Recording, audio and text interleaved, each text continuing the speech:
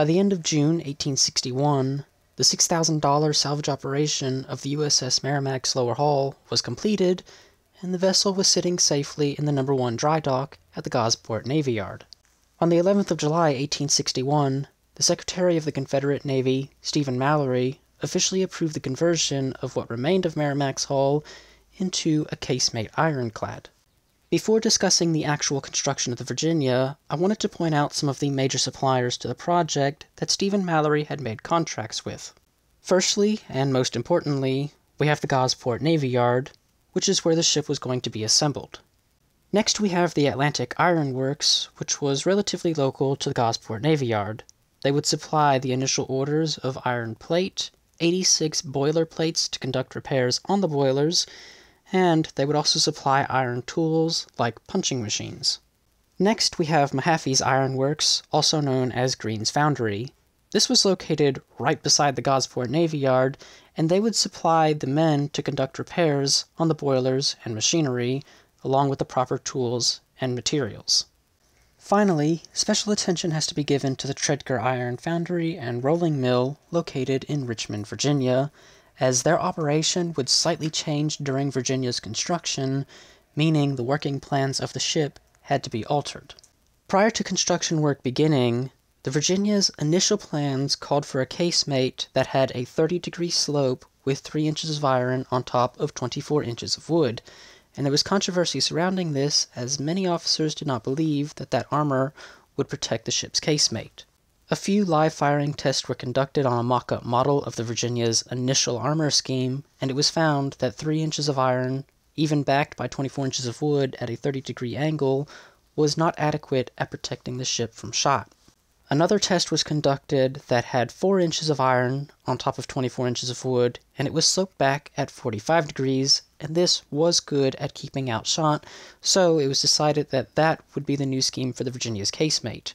While the completed ship did have 4 inches of iron and 24 inches of wood, the angle was not 45 degrees, but instead it was reduced to 36 degrees, which was still adequate. As for the armor plate itself, Tredegar's initial orders had to be done with plates that were 8 inches wide, 13 feet 6 inches tall, and only 1 inch thick.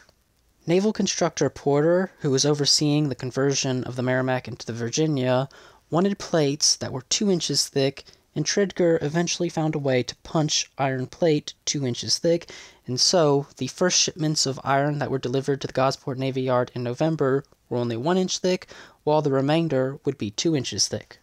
This meant that there was a small section of Virginia's casemate where the iron armor would have to be placed in 3 layers. 2 bottom layers each 1 inch thick, and a top layer with the new 2 inch thick plates. Now let's take a look at the conversion of the Merrimack into the Virginia, which initially required some demolition work as the burned segments of the upper hull had to be removed from the intact lower hull. As initially planned, 19 feet of the lower hull's height was intended to be kept from bow to stern.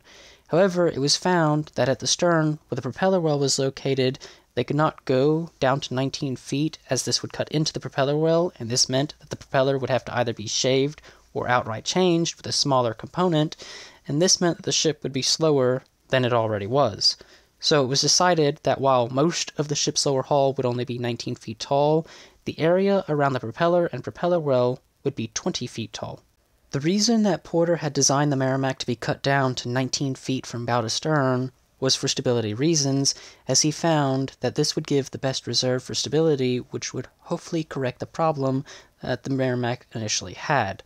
However, the 20 feet at the stern for the propeller well increased the center of gravity, and this meant that he had to remove segments from other portions of the design in order to rebalance it. Shortly before the ship was completed in 1862, Porter admitted that he was uncertain that the stability problem had been solved due to the alterations he had to make as a result of the propeller well. Once the hull was cut down to the specified points, the next task was to repair and refurbish the boilers and machinery. The work on the machinery would receive priority throughout the entirety of August, with very little work taking place on any other section of the vessel, as the top of the ship needed to be open for easy access to the boilers in specific. By the beginning of September, the major construction work on the machinery was completed, and decking and the wooden framing for the casemate was authorized to be installed. In charge of the carpentry work would be James Meads, who was a former U.S. naval carpenter who is now master ship carpenter at the Gosport Navy Yard for the Confederacy. The first task that his teams completed was the connection of oak knees at 36-degree angles to the framework of the Merrimac's lower hull. Once the oak knees were in place and secured, yellow pine rafters that were 12 inches thick, 12 inches wide, and roughly 13 feet long would then be bolted to them vertically using 3/4-inch bolts. The yellow pine would form the lowest layer to the wooden protection for the casemate's armor, and it would also form the foundation of the casemate's overall shape.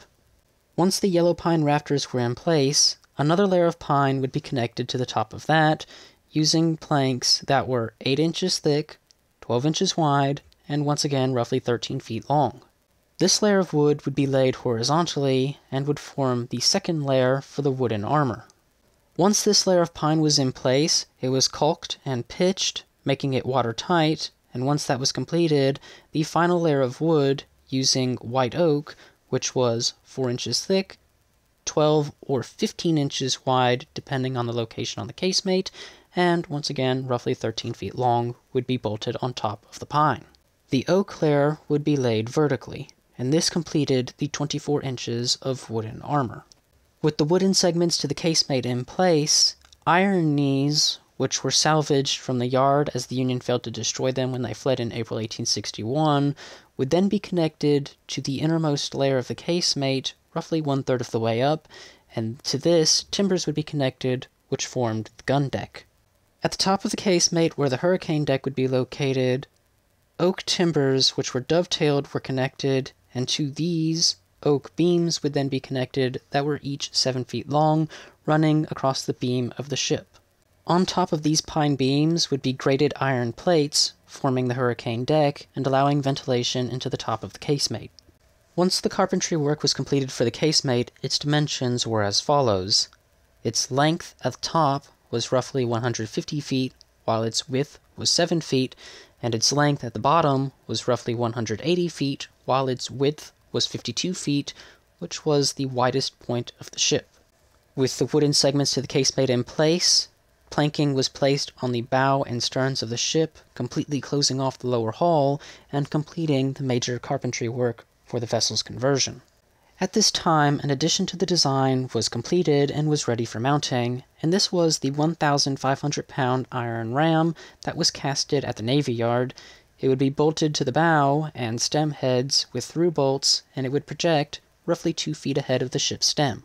In November of 1861, the first train load of iron plates from Tredegar arrived. These plates were 1 inch thick, 18 inches wide, and roughly 13 feet long.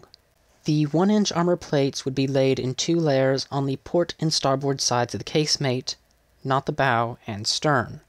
The innermost layer would be laid vertically, and the second layer would be laid horizontally. Future shipments of iron from Tredegar would have altered dimensions. They would be 2 inches thick, 8 inches wide, and roughly 13 feet 6 inches long. The innermost layer of iron on the bow and stern of the casemate would be laid horizontally using the 2-inch thick plates for the greatest strength, considering these sections of the casemate were curved.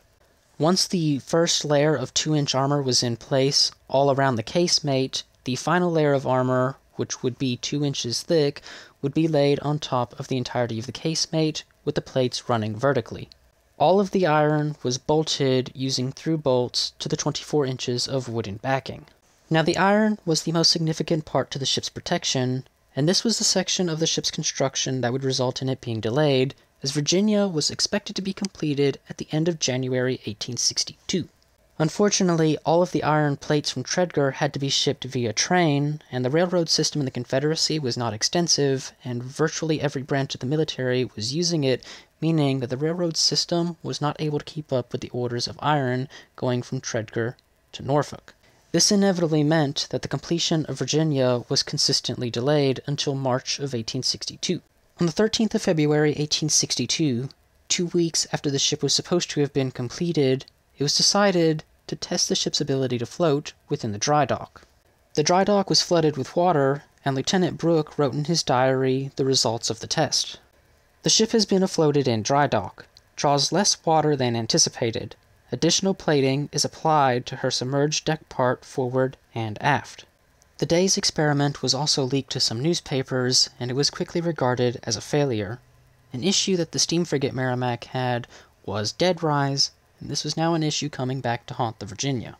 It was ultimately decided to add iron to the inside of the bow and sterns in order to add additional ballast to what was initially intended. While the iron ballast was being added, it was decided to retain the Merrimac's original rudder and propeller in order to save time on construction, though some alterations needed to be done to the rudder. The rudder post was slightly shifted aft and reconnected using an oak timber. A yoke that was removed from the USS Pensacola's rudder was then placed to the head of the Virginia's rudder in order to hold it in place. A wooden fantail was then constructed over top of the rudder and propeller, which added a slight rise to the ship's after decking. Once that work was completed, on the 17th of February, 1862, the dry dock was once again filled with water, and Virginia was floated for a second time for its christening. This time, the ship floated successfully with a bow draft of 21 feet and a stern draft of 22 feet, which is where Porter wanted it to be, the stern being slightly lower in order to protect the propeller and rudder. This draft, forward and aft, also completely protected the Merrimac's wooden hull with at least 2 feet of water over top of it. On that day, the ship was christened into the Confederate Navy. Merrimac was no longer to be a term used in association with the ship. Officially, it was to be called Virginia from here on out. The crew boarded the ship that same day, and the shipyard workers continued adding accessories to the ship that were not necessary for its operation, but were a part of its design. Specifically, I am talking about the 4-inch thick gun shields for the gun ports on the bow and stern of the vessel, though all of the gun ports were supposed to have these shields, but the shields for the port and starboard gun ports were not yet ready.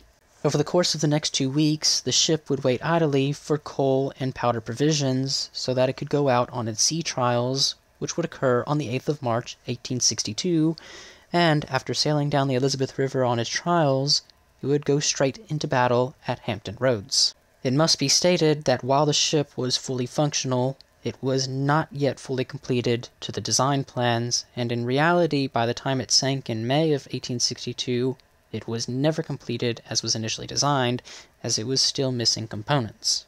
But the story of the Battle of Hampton Roads and Virginia's reconstruction following the battle are stories for different days. So, with that having been said, hopefully you've learned something new in this video. If you have, why not leave a like and a comment down below, and have a wonderful day.